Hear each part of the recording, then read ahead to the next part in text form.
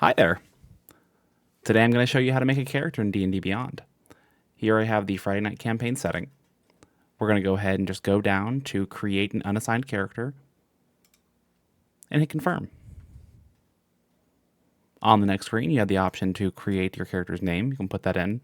You also have the option to input a pre-generated portrait of whatever race you are choosing, as well as a bunch of NPC portraits.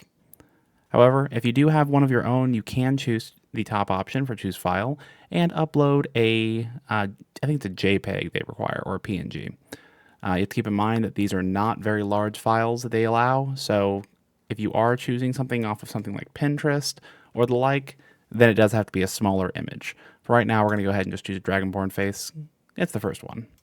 We're going to go ahead and input whatever name you want. We're going to put Tav because I'm playing a lot of BG3. And then we're going to go down to the character preferences. On here, I always make sure that we have the homebrew content checked. I do a lot of homebrew content myself. So if you are looking to take advantage of that, which I recommend, then you should go ahead and make sure that that is on. As well as any of the other contents that you enjoy playing, I recommend doing all of them because it doesn't hurt. Going down to partnered content, you can choose to turn on any of these. However, I do not use any of these, so I don't turn them on. Dice rolling, yes, you always want this on. We recommend using the dice roll in D&D Beyond as often as you can, unless you are doing physical dice yourself. Either way, though, I turn it on just in case. It makes a lot of the larger rolls a lot easier. Down from there, I always check the optional things because more options, more choices. It's better. As well as the advancement type. For this, I do not do XP. It's just too much tracking, so I do milestone. Leave it on there. It means that you won't have to keep track of where your XP is. I'll just tell you when you level up. It's easy. From there, fixed hit point types or manual. I say fixed. Manual means you'll have to input a lot more information yourself, and it just becomes a little bit more of a process. Using the prerequisites on here, feats, multi-class requirements, yes, yes. Show level scaled spells, absolutely. Just means that you can see your options when you get higher level spell slots. And then encumbrance, I do use encumbrance sometimes, but really, it doesn't really matter what you choose on here, as long as you have an idea of how much stuff you have and a good reason as why you have it. I'll generally just justify it that way. Coin weight, yeah, that's fine. And then for the ability scores, this is personal preference. I like the modifiers on top. Some people prefer the scores on top. Either way, though, it's just going to invert those two numbers. For the character privacy, once again, this is whether you want to use it outside of this or let people view it outside of it. However, I just choose campaign only. That way people can see inside the campaign and other people cannot. Moving along, I have a lot of content unlocked as well as some homebrew races, as you'll see here, that I've added myself. However, if you like a certain race and it's not in here, you can generally just send it over to me and I'll just see if I can input it myself. I do a lot of homebrew creation, so I can generally generate something to match whatever you like in D&D Beyond itself. However, for this one, to totally go against the Dragonborn face that I chose, I'll choose a Thri-kreen because they're cool. This moves you along to the next setting where you will be able to choose some of your racial traits if you have the options to choose them. For this guy, I'm going to make him small, just a little Thri-kreen ant guy. You can also go into the origin manager. Sometimes there are things in here that you have for customization purposes. However, obviously, this one does not. Additionally, if there's anything else, make sure you do check it. If it is highlighted blue, it means you have something to do. Moving along with the arrows on the left and the right, you can go either back or forward, and then you can choose a class on here. There's a lot of classes, and there's a lot of options for them. However, at level 1, not many classes have a subclass, so you won't usually have to worry about it. We're going to go ahead and just choose Artificer because it's the first one, and then we have to choose our proficiencies. On here, you'll see you have a lot of options. For people who don't know exactly what these options do, well, you can always ask, or you can actually look into them as you select them. So if we go ahead and choose Arcana, Investigation, and then choose whatever utensils or tools or whatever you want, let's say Smith's tools. We can always go and we can dig further into what exactly these do by going into the next section, the abilities. However, we'll go ahead and make sure we are closed out on this side. And if we want to make any changes at all, we can always go back. So it looks like we are all closed out on here. Let's see if we have anything optional. Negative. And any spells. Looks like this is a spellcaster. Artificer is a spellcaster. And so to add these, before we move along, we'll go ahead and go to the Spells tab, go down to Known Spells, and then we have a little guide here of exactly how many we know and how many we can take. Cantrips are unleveled spells. They are level 0 spells, if you want to call them that. And we can always choose them by level 0. And it will limit our list to only these. Now we know, based off this number, we can choose up to 2 of them. We currently have 0 of them. So we can always look through and see what kind of pops out to us. Or we can click on one, it will expand it, and give you a little description of what it does. Notable details are how it is cast. V means verbal. You can hover over it and see it. S means somatic. Verbal obviously means that your character has to voice something. Somatic means that it has to do something.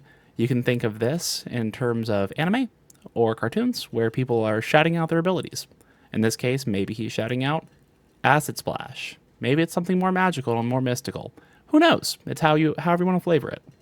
Somatic means they're doing something to actually cast the spell. You can think of that as kind of the wavy arms you see in the D&D movies, or even things like ninja signs and like Naruto and things like that, where they're kind of, doing hand signals to cast it. Either way, these are nice little things to keep in mind as you play through when you're asking for those, I'd like to sneakily cast blank. Well, generally not going to sneakily cast something if you're, doing gang signs at somebody and yelling out the ability. Also notable is what type of, whether it has a range of distance, or whether it's a self-cast or a touch. This one has a range of 60 feet, means you can cast up 60 feet.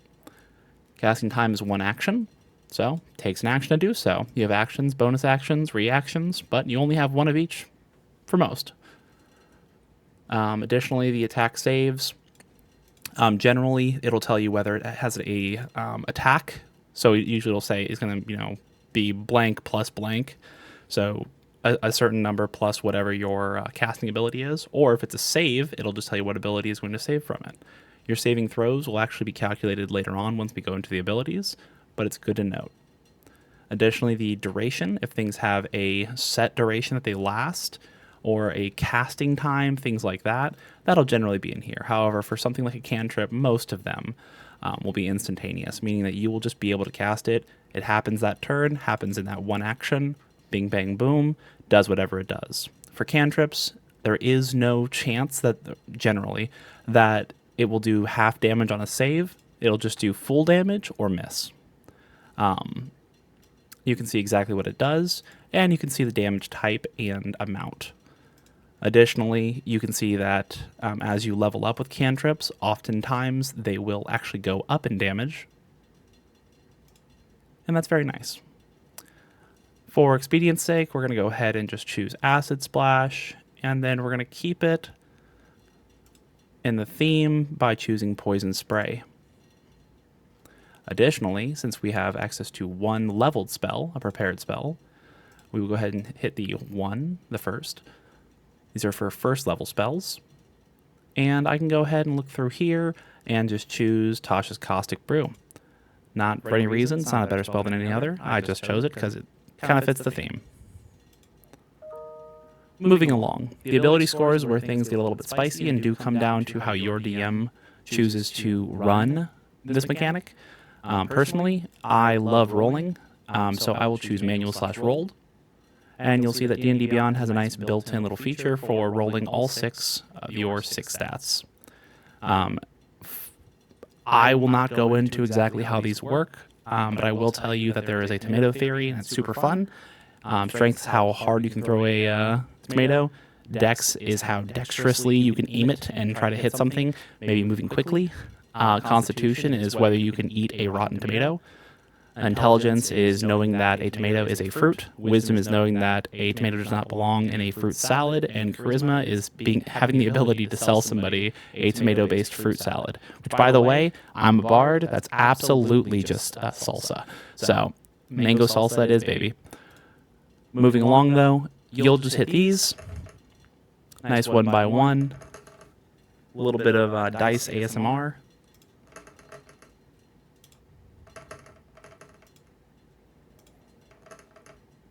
And then for stat allocation, it's very easy. You can just go ahead and select from the drop down exactly where you want your stats to go. Depending on your race and your class, you may choose to distribute these separately. However, if you scroll down a little bit, this actually helps to tell you what you might want to apply it towards. You can see that based off of the class that I chose, I have the ability to either increase, the race that I chose. I have the ability to choose either 3 scores to add +1 to, or increase 2 scores +2 to 1 and +1 to 1. So in this case, since I am playing an artificer, I know my main thing that I want is intelligence. Artificers love intelligence. So I will add 2 to my intelligence. Additionally, I can choose something from any of these. However, you see that I do have a total 1 score in charisma, and that is because my race gives me a +1 to charisma off the rip. If you look through these for your race that you selected, you will notice very oftentimes that there is a +2 or a +1 to 1 or more of the abilities. Some of them, like the human variant base, has a +1 to all. And so it really just depends on how you want to build your character, how power gamey or min-maxy you want to be. But this is where I'm starting out at. So I'm going to go ahead and put this additional +1 right into charisma. We're just going to have a +2 to start off with. Now, because I want to have my highest stat in intelligence, I'm probably going to go ahead and just take that. And then from here, oopsie, actually didn't take the right way. Going to go ahead and take this one, throw it in charisma. I'm not going to be strength-based. I'm not going to be dex-based. I'll be con, and then my wisdom will be notoriously terrible. I'm not wise, I'm not strong, I'm not fast. I'm just here. And then we'll hit the apply. It'll calculate it all up nicely for you. So you'll see that I'm ending up with a total of 18 intelligence. Fantastic, very smart. Charismatic, I am super well-versed in conversation, I guess. And constitution, I'm okay. I'm a little bit above the average person. However, for dex, I am weak. Strength, I am weak. I am not very coordinated, and I am very unwise. That is a -2 modifier to all of those. Probably could even it out a little bit in a better way, but the dice decided, and this is where I'm at. So after that, you go on to your description. You can go ahead and choose any language that you like. If you have reasons to know some of the more crazy types of languages, give me some background on it. Give your DM or me or whoever that is a little bit of background on maybe why your Dragonborn-looking Thri-Kreen might be able to speak something like Abyssal. It seems a little bit out of your normal realm, so it could be something to note. But moving along, we can go ahead and choose a background. There's a lot of backgrounds in here. A lot of them won't make sense to you. However, for this, I actually recommend taking a little bit of time and clicking through it. If you click on one of them, it'll give you a big description on what it actually does. And while this might be a little bit of reading for everybody, if one kind of stands out to you more than the other, then it might just be worth taking a little look into it, seeing if it does in fact fit, and if it doesn't, find the next one that pops out. Personally, I love the bonuses that you get from these. However, I don't think that they really change the game for too much. Some do, but that is what it is. So if you just find one, let's say I'm going to do Gruul Anarch, which is actually from Ravnica. It's from the Magic the Gathering series. You can see that you also get additional skill proficiencies. These are things that your character is just innately better at. Proficiency adds in a number based off of your level to any of your rolls, and so you just will progressively get better and better and better at those. Additionally, tool proficiencies mean that when you're using said tool, in this case an herbalism kit, you'll be able to add your proficiency to whatever roll you're making for that kit. The kit itself is generally a much better option than just making a normal survival, nature, etc. Check. And so having the tools to do something will basically give you the ability to do those things to begin with. Moving along, this background also gives you another language, but it has a set number that you can actually go through. In this case, I'm going to choose Draconic because it seems cool. I look like one, why not talk to one? And you can go down and see more information about it. Suggested characteristics, and these are always fun if you need a little bit of assistance with kind of fleshing out who you are and why you are that way. You can go ahead and go through this. You'll see that it says D8 or D6 on these. These are suggestions in case you wanted to roll to kind of randomly choose between all of these if none of these were really standing out to you. Personally, I love the random button and then just kind of embodying whatever I get. So I was in fact raised by Maka. Ideals are things that drive you and beliefs you have. Bonds are obviously the bonds you have with whatever it is. So some of them are things like your clan. Some of them are your weapon, for instance. And then I personally love that this background just has gra and hurrah and arg listed all throughout it, because that is kind of how this whole thing goes. And so I don't know if I chose that one, but let me go ahead and do that. And then your flaws. Everybody has some flaws. These are nothing to be afraid of. Just go ahead and choose it, and let it kind of help you to flesh your character out a little bit more. Sometimes it really is anger, and sometimes it's things as simple as being klutzy or things being ditzy. It's all those little fun things that add to your character and make them seem less like this ideal image and more like a person. After you've gone through all that, you can choose to go down here, choose alignment. Personally, I am one of the people in the camp of alignment does not mean dick. It's not that important. You can choose to go through all of these, and there is a system and a method to it. However, for the most part, nobody is really evil, nobody's really good, and very many people fall in the gray neutral. My recommendation is, if we're going to be playing and having fun, don't view the chaotic one as wanting to mess everything up. It's more of an option of you're willing to do whatever it takes to get whatever that option is done. A lot of people take the chaotic good, chaotic neutral, or chaotic evil as this like Joker character who has to go through and like mess everything up as much as they can because that's just who they are. It can be, but oftentimes for a party that's working together, having somebody who is actively working against them can cause a little bit of a fissure between the party. Just a recommendation. Faith, if you don't know about the D&D gods, look them up, find one you like, throw it in there if you want to. You don't have to. Your character doesn't have to have a faith. Lifestyle, this one's a lot less important. This one's more for how your character spins on like a daily, weekly, monthly basis for keeping themselves fed and et cetera, et cetera. Most of my campaigns don't really factor this in. I'm not going to have people, taking 2 gold out of their inventory every day or every 2 days. It's just kind of silly. Physical appearance. If you want to give yourself a good description, this is where you do it. Right here. Throw your age in. There's plenty of resources around that make your character, that tell you what the normal race lifespan is, and so you can kind of just throw that out there. And if you want to make it crazy and you want to make it fun, feel free. Just have a blast with it.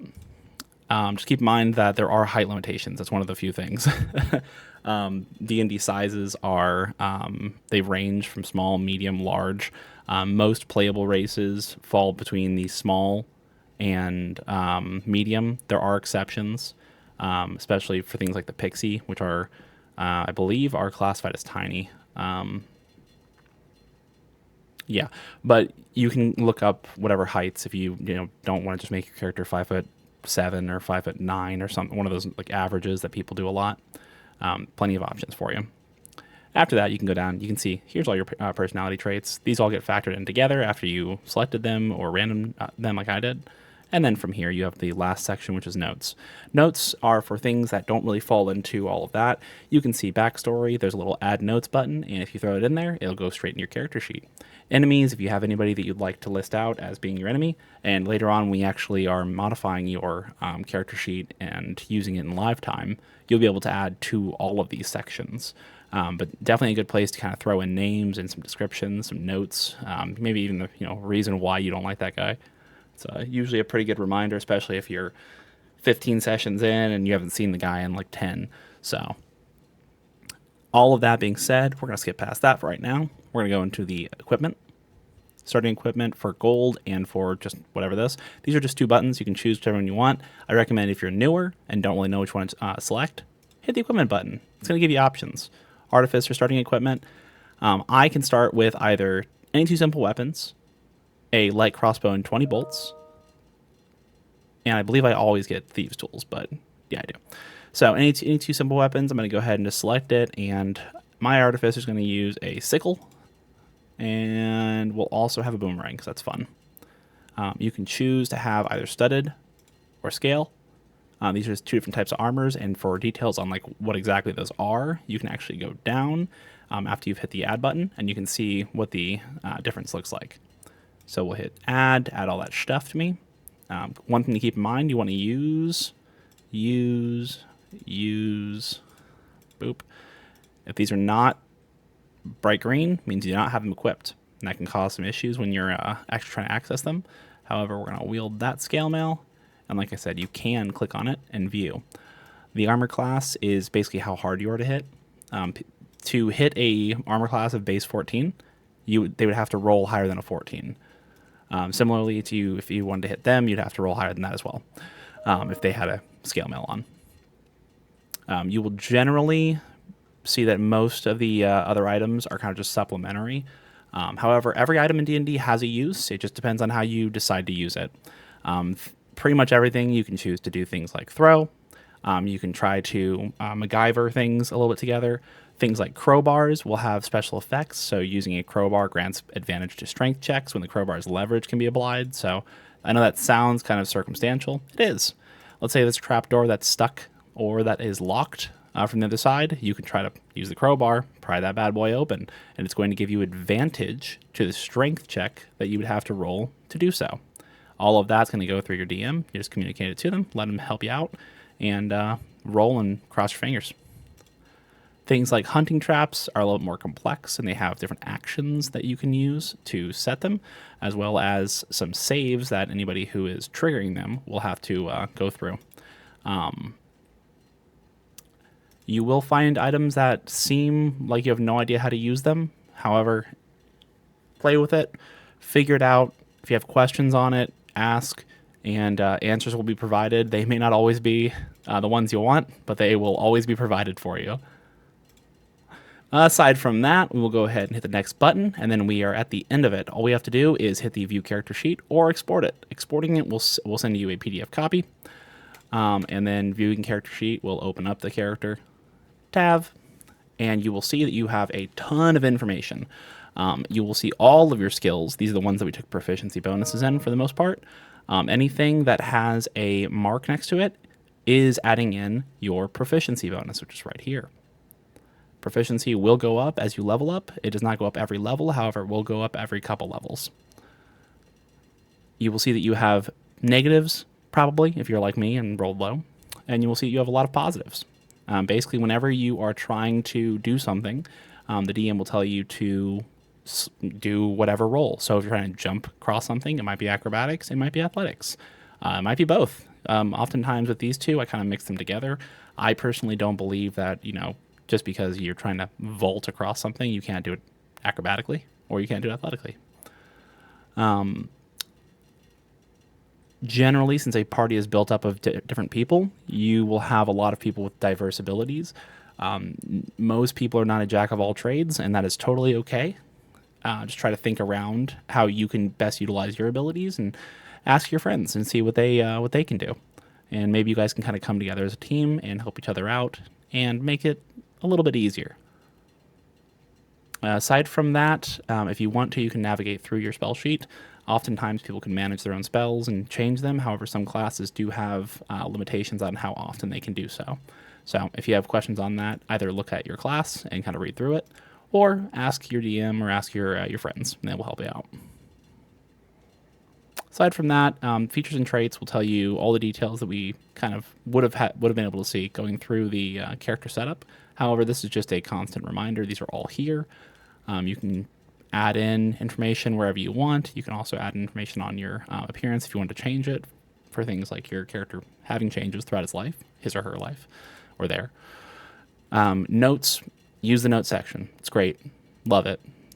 Extras will be for things that don't necessarily fall into any of these categories. This will include things like pets, companions, ships, vehicles of any type, really.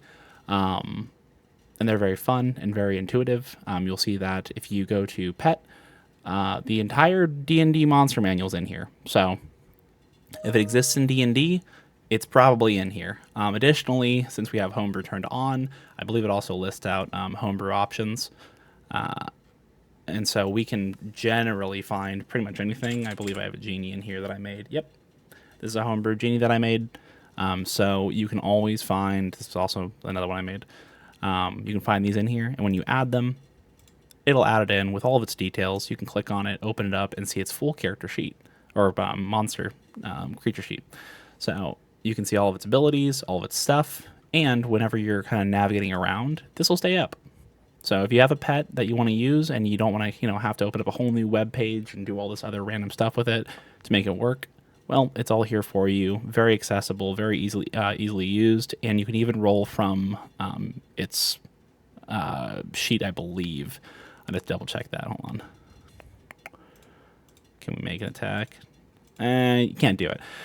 Sad, but it's all here, so you can still just roll it if you need to. As well as modify the hit points just like you would your own hit points. So if you were to lose all 9 health, take damage, boom, you're dead. Now you're on your death saves. That sucks. However, you can always close, and you can always just roll these if you need to. So aside from that, this is how you kind of work your character. And that's it. Have a good one, guys. Enjoy.